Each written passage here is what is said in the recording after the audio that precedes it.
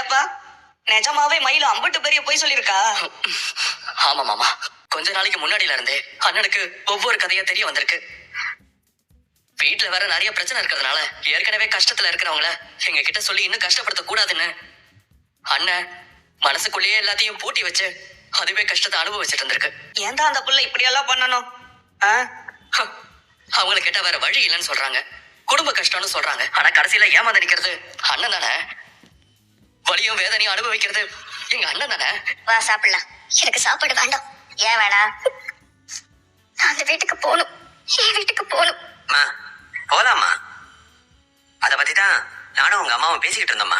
கவலைப்படாத, எப்படியாவது உன்னை நாங்க அந்த வீட்டுல சேர்த்துடுறோம்மா. நீ வந்து சாப்பிடுமா. நீ சொல்ற பேச்சு கேட்கலையாமா? உன் பேச்சு கேட்டு கேட்டு தானே நான் இந்த நிலைமைக்கு ஆளா இருக்கேன்.